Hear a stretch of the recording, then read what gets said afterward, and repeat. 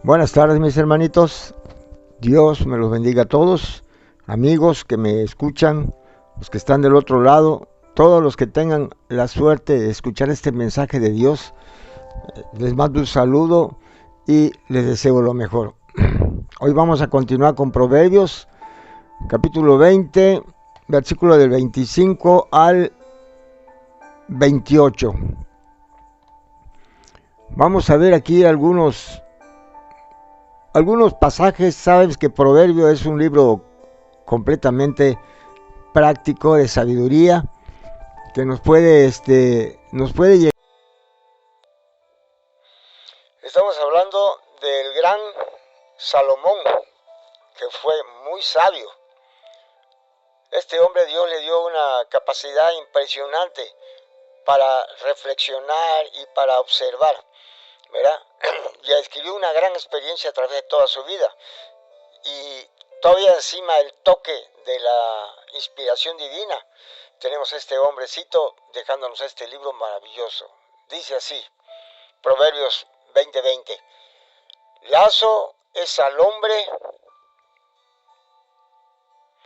hacer apresuradamente voto de consagración y después de hacerlo, reflexionar. O sea, ¿qué significa esto? El problema de esto es que muchas personas, tú y yo, mi amigo, mi hermano, somos muy rápidos para ofrecerle a Dios cosas, para prometerle a Dios situaciones que al final de cuentas no cumplimos. Es muy grave este detalle, porque la gente no tiene en cuenta de que hemos hecho una cantidad de promesas a Dios y no se ha cumplido, sobre todo en el mundo natural, en el mundo donde no tienen experiencia, ¿verdad?, de la relación con Dios, donde no tienen ese temor de Dios, donde no conocen la palabra. La gente lo hace inconscientemente, ¿verdad? Jura por Dios, prometen cosas, le dicen a Dios cosas, hacen promesas, ¿verdad?, que luego no cumplen. Hay promesas para dejar de tomar, hay promesas para dejar de hacer cosas y al final de cuentas no las cumplen. Pero ya regresando a la atmósfera de los creyentes, también en esta atmósfera se da ese tipo de problemas, de prometerle a Dios, Señor, te prometo que ahora sí voy a echarle ganas a tu palabra. Te prometo que ahora no voy a fallar. Que ahora no voy a fallar a tu palabra. Te prometo, Señor. Y es una de estar prometiendo cosas que no podemos cumplir, ¿verdad? Eso a Dios no le gusta. Eso para Dios es desagradable. Que tú le prometas a un gran rey como es nuestro Creador y Él nomás nos observa, y como Él es omnipresente, ¿verdad?, y Él sabe, y es omnisciente, Él sabe perfectamente bien que no vamos a cumplir. Y ahí está nuestra bocota hablando cosas muy infladas que no vamos a cumplir. Vamos a ver aquí algunos pasajes, por ejemplo aquí en Proverbios 61:7. Dice así, estaré para siempre delante de Dios. A ver, espéreme. Una disculpa, mis hermanos, estaba yo en otro contexto.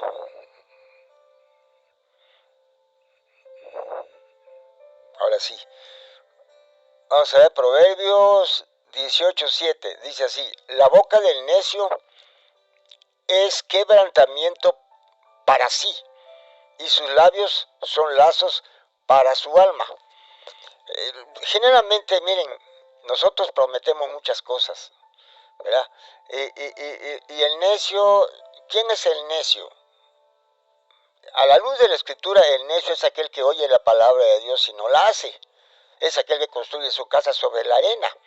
Y cuando vienen los problemas se le cae, ¿verdad? No tiene capacidad para poder restaurar y reconstruir su hogar, así que se le cae todo. ¿Por qué? Porque no está siguiendo las instrucciones divinas. No importa que lo sepa, es el que oye y no hace.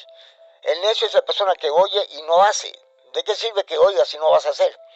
¿verdad? Ahora, no puedes hacer si no eres regenerado, pero tú tienes que nacer, ¿verdad? Tienes que volver a nacer. Espiritualmente Dios te tiene que dar capacidad para que tú puedas volver a renacer. Y volver a nacer, perdón, o renacer. Volver a nacer o renacer es lo mismo. Entonces definitivamente es importante que cada uno de nosotros estemos muy conscientes de nuestras incapacidades y nuestras limitaciones para el reino de los cielos. Toda la obra la hace Cristo. Toda la obra, Él pone el 100% y nosotros ponemos nuestro 0%. Esa es la sinergia que hacemos. Nosotros no ponemos más que la buena voluntad, los buenos deseos, ponemos la buena actitud y entonces Dios hace todo lo que no podemos hacer nosotros. Por eso nos da de su espíritu para que podamos nosotros establecer ese dominio y control sobre nosotros, sobre nuestra vida. ¿Sí? Entonces definitivamente este es uno de los puntos que es importante que los necios, por eso cuando uno conoce, cuando uno escucha, uno tiene que tratar de trabajar con Dios y pedirle a Dios que te dé la fortaleza para que lo pueda hacer, ¿verdad? Dice un dicho, yo todo lo puedo en Cristo que me fortalece. No es tú el que lo va a hacer, sino lo va a hacer Él en ti. Pero tú necesitas tener esa comunión con Dios, necesitas tener esa formación mental semejante a la de Él. Tienes que conformar tu mente a la palabra, definitivamente. Y tenemos aquí en Eclesiastés 5 del 4 al 6. Dice así: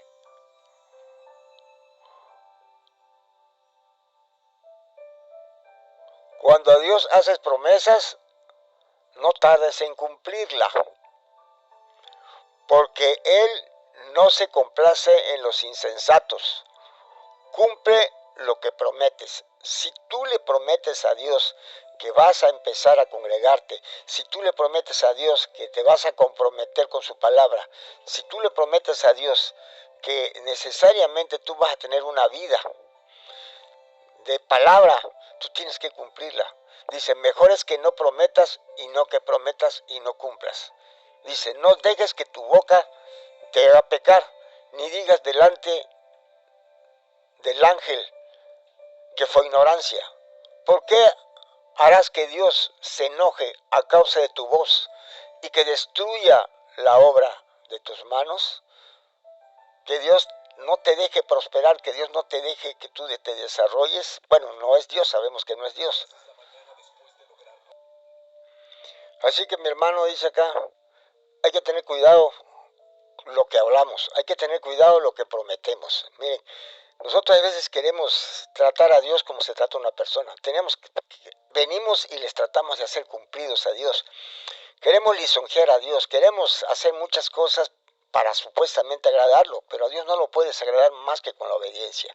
Dice, se complace Dios más en los sacrificios que en la obediencia. Dios quiere que le obedezcamos. Así que lo primero que tú necesitas hacer, mi amigo, para que puedas empezar a obedecer a Dios es saber cuál es la voluntad de Dios. Y la voluntad de Dios la vas a encontrar en las Escrituras. No hay otra forma de encontrar la voluntad de Dios. Ok, pasamos al segundo pasaje.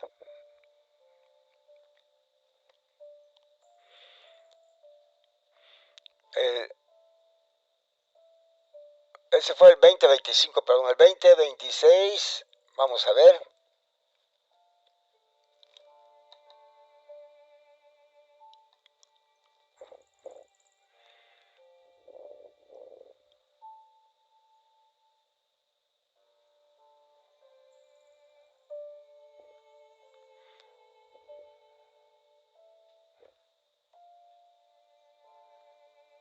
Dice acá, el rey sabio avienta a los impíos y sobre ellos hace rodar la rueda.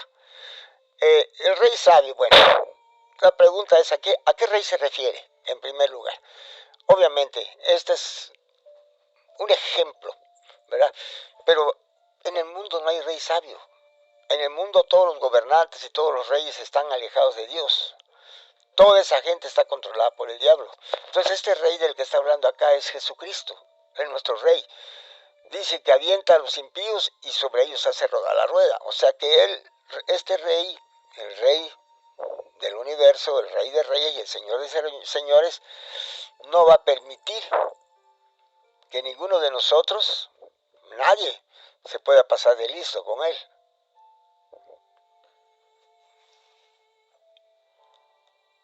Aquí está. Dice, el rey que se sienta en el trono de juicio, con su mirar disipa todo mal. ¿Qué significa esto? Que el rey puede mirar, ¿verdad? Y cuando mira, disipar el mal es descubrirlo, es poder saberlo, es poder entenderlo. Dice que los ojos del Señor están puestos en nuestros corazones, así que no tenemos manera nosotros de poder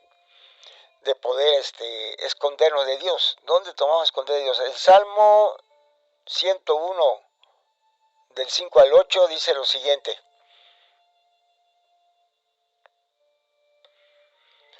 El que solapadamente infama a su prójimo, yo lo destruiré. No sufrirá al de ojo altanero y de corazón vanidoso. Mis ojos pondré en los fieles de la tierra, para que estén conmigo.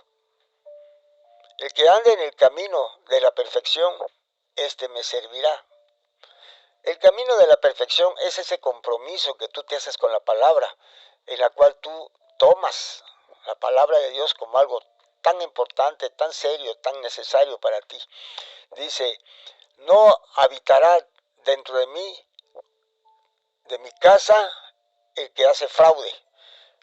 El que hace fraude es una persona que pide prestado, que no paga, es una persona que engaña, es una persona que explota, es una persona que roba, es una persona que quiere hacer dinero a toda costa o quiere tener aquello que no le corresponde. Dice, el que habla mentiras,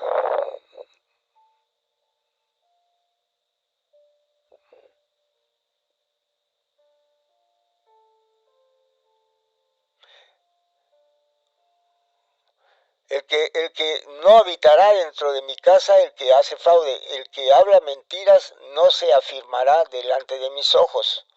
Entonces esto es grave, esto es grave. Dice así, de mañana destruiré a todos los impíos de la tierra para exterminar de la ciudad de Jehová a todos los que hagan iniquidad.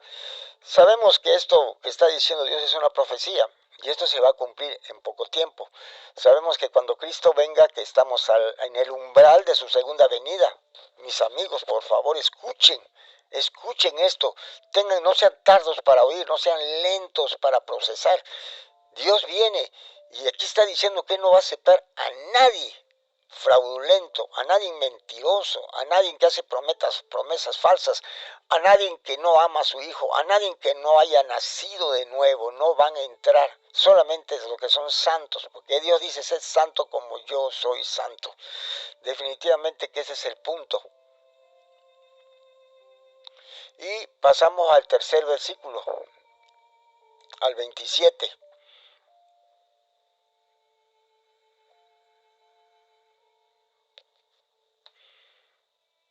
Dice, lámpara de Jehová es el espíritu del hombre, la cual escudriña lo más profundo del corazón. ¿Sí? Lámpara de Jehová es el espíritu del hombre, el cual escudriña lo más profundo del corazón. O sea, ¿dónde nos vamos a esconder nosotros sin que Dios no sepa lo que estamos maquinando, lo que estamos pensando, lo que estamos proyectando en el futuro, la ideología que tenemos futura, ¿verdad? Los proyectos y los programas que tenemos para vida, ¿verdad? Y Dios sabe que en esos programas hay mucha iniquidad, hay mucho desamor, hay mucha ingratitud a Dios. Dice acá en Job 32:8. Ciertamente espíritu hay en el hombre, y el soplo del Omnipotente le hace que entienda. Sí, el soplo, el Espíritu Santo que Dios nos ha dado es lo que puede hacer nos puede llevar, nos puede ayudar a poder tener razonamientos y reflexiones con una muy buena dirección, con una muy buena calidad y con un gran dividendo para nosotros, ¿verdad? La inversión de la meditación en la palabra de Dios sí nos trae dividendos. Realmente es un recurso maravilloso que Dios nos da y solamente Él puede ayudarnos con eso. Romanos 2.15 dice lo siguiente: mostrando la obra de la ley escrita en sus corazones, dando testimonio su conciencia y acusándole o defendiéndoles sus razonamientos. Entonces, dice el Señor que Él, con el Espíritu que nos ha dado, nos ha enseñado, ¿verdad?, a que podamos entender lo que tenemos adentro. Y en este caso está hablando del juicio que va a hacer Dios por conciencia.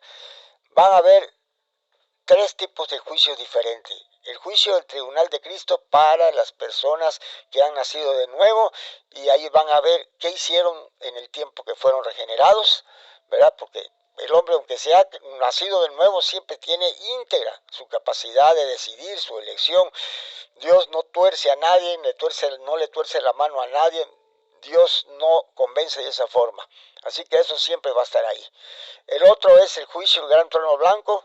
El juicio del gran trono blanco, que es para juzgar a todos los condenados, para darle la sentencia y su formal prisión. Y tenemos el otro, el juicio de la conciencia. El juicio de la conciencia, ahí van a entrar muchos, ¿verdad? Hay el juicio de las naciones también, pero Dios, en lugares donde nunca llegó la palabra, en lugares donde nunca hubo nada que se pueda hacer, entonces en esos lugares Dios va a juzgar por la conciencia, porque Dios dice que cuando nos hizo a su imagen y a su semejanza, y Él puso en nosotros su ley, y tenemos conscientemente este recurso natural de nacimiento, de poder en un momento dado intuir lo que es bueno y lo que es malo, y escoger lo que tú creas que sea más correcto. Hay personas que a través de su buena conciencia pueden escoger lo correcto. Entonces, a través de esa forma, Dios va a juzgar a esas personas a través de su conciencia, ¿verdad? Porque cuando uno hace algo malo, te queda un cargo de conciencia, ¿verdad?, sin saberlo. Tenemos acá en Proverbio 20:30, dice así: los azotes que hieren son medicina para el malo, y el castigo purifica los corazones. O sea, Dios nos trata como hijos. Si nosotros lo amamos y recibimos de Él todos los bienes, también tenemos que aceptar cuando Él quiera corregirnos, cuando Él quiera enderezar nuestro camino. Ya como hijos, Él ya tiene el derecho de meterse en nuestra vida. Pero si no somos hijos, Él no se va a meter en nuestra vida. Dice acá en Hebreos 4, del 12 al 13, dice así: porque la palabra de Dios es viva y eficaz y más cortante que toda espada de dos filos, y penetra hasta partir el alma, el espíritu y las coyunturas y los tuétanos, y discierne los pensamientos y las intenciones del corazón. Y no hay cosa creada que no sea manifiesta en su presencia. Antes bien, todas las cosas están desnudas y abiertas a los ojos de aquel a quien tenemos que dar cuenta. Sí, definitivamente aquí nos está hablando de que la palabra de Dios es el medio que Dios utiliza para que nosotros nos demos cuenta de lo que sabe Él de nosotros. ¿Sí me entendieron? Dios ve dentro de nuestro corazón y sabe la basura y el desorden que tenemos. Pero cuando venimos a su palabra nos empieza a iluminar para poder ver lo que tenemos adentro. Entonces, el problema está, una vez que Dios ya te mostró la basura que tienes, es tu elección si la vas a corregir, si la vas a ordenar, si la vas a limpiar, o si te vas a quedar como estás. Esa es la gente. La gente, cuando viene a la palabra, escucha lo que Dios le dice, y ella decide qué va a hacer. Si la gente decide que se queda con lo que tiene, está eligiendo el camino del infierno, el reino de las tinieblas. Si la gente decide que lo quiere corregir, entonces Dios te dice, bueno, pues ven a mí, hagamos un pacto, y entonces dentro de ese pacto yo te voy a dar a ti el recurso para que tú puedas llevar a cabo y puedas vencer a tus enemigos. Esto es muy parecido a lo que está pasando en la guerra de Rusia. ¿Por qué? Porque todos los que están dentro del pacto, ¿verdad?, de la ONU, dentro de todo ese pacto, tienen la protección de los aliados, de la OTAN. Cuando una nación entra en pacto con la OTAN, cualquier enemigo que venga lo puede resistir. El problema de Ucrania es que no hizo pacto, pero está luchando solo, sin embargo lo están ayudando. Es el caso, cuando yo vengo a Dios y yo hago pacto con Él, automáticamente mis enemigos, automáticamente son enemigos de Dios. Pero también los enemigos de Dios, que es el pecado, tienen que ser mis enemigos. En esa negociación se establece el vínculo del nuevo pacto, ¿verdad? Así que la palabra de Dios es el medio para que te muestre en qué condiciones estás, y es el medio que te va a decir lo que tienes que hacer, ¿sí? Y pasamos al último versículo. Misericordia y verdad. A ver, perdón, vamos a buscarlo, vamos aquí a acomodarnos. Misericordia y verdad guardan al rey, y con clemencia se sustenta su trono, ¿verdad? Definitivamente ahorita los gobiernos y los asientos de autoridad están siendo dirigidos por gente que no conoce a Dios, son gente del mundo de las tinieblas, así que esto no hay. Pero esto es algo, en el Antiguo Testamento todos los reyes que se sentaron y empezaron a gobernar con misericordia y verdad, ¿verdad?, los protegía, les daba un reino grande, les daba un reino poderoso. Definitivamente que el único rey que puede tener estas capacidades es nuestro Creador Jesucristo. Él es el único que lo puede hacer, ¿verdad? Pero desgraciadamente ahorita pues ya no hay gobiernos creyentes en todos los estados. En Estados Unidos antes era un país que estaba sobre el Evangelio, pero ya se voltearon todos, sacaron la palabra de las escuelas, de la Casa Blanca. En fin, ahorita ya no hay.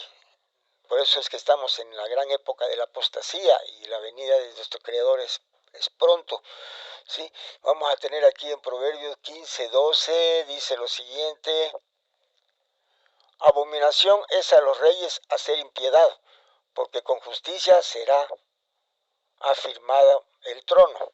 Esto es algo, bueno, esto realmente, cuando la Biblia habla de los cristianos, dice que nosotros somos sacerdotes y somos reyes. Por lo tanto, eso también se le puede aplicar a los padres de familia, a las cabezas de la casa. Si tú eres justo y misericordioso, tu casa se va a afirmar, tu trono se va a afirmar, tu casa, tu liderazgo en tu casa se va a afirmar. Si tú eres una persona que eres mediocre, hablando desde el punto de vista de la palabra, tú puedes ser un tigre para las finanzas, tú puedes ser una persona extraordinaria para hacer dinero, exitosa en el terreno de lo material, pero puedes ser un total y absolutamente fracaso en el terreno espiritual, en el terreno íntimo, en el terreno familiar, ¿verdad? Entonces tu casa se va a desboronar, o sea, tu trono no va a poder quedar establecido, se va a derrumbar tu trono. ¿Por qué? Porque tú pusiste las cosas materiales como tu prioridad y te olvidaste de tu Dios. Sí, ese es este punto. Aquí en Proverbio 20:14 dice lo siguiente: del rey que juzga con verdad a los pobres, el trono será firme para siempre. La manera como vas a tener la misericordia para tratar a la gente necesitada, ¿verdad? Ese es otro punto importante. Por eso es que si tú eres un pastor, si tú eres una persona justa que usa la misericordia para poder trabajar, entonces tú serás realmente fortalecido para que tu posición se mantenga firme, como va a ser tu casa, como va a ser tu posición de trabajo, donde estés, siempre vas a ser protegido. Y tenemos acá en Proverbio 21:7, dice así: por cuanto el rey confía en Jehová y en la misericordia del Altísimo, no será conmovido. Mis hermanitos, con esto nos vamos, con estos pensamientos. Si tú quieres ser una persona que quede permanente en algo que ama y que le gusta, tienes que confiar en Jehová. Tienes que confiar en el Rey de Reyes y el Señor de Señores. Y la única manera de confiar es oírlo. La fe viene por el oír y el oír por la palabra de Dios. La fe y la confianza son sinónimos. La fe es el potencial que te da para que tú puedas confiar. Es el recurso que Dios te da para que tú puedas confiar en Él y puedas establecer una relación de obediencia con Él, de sometimiento. Y entonces Dios te va a proveer y Dios te va a bendecir. Mis amigos y mis hermanos, espero que esto les haya servido. Dios los bendiga a todos. Gracias, mis hermanitos, por escuchar esto.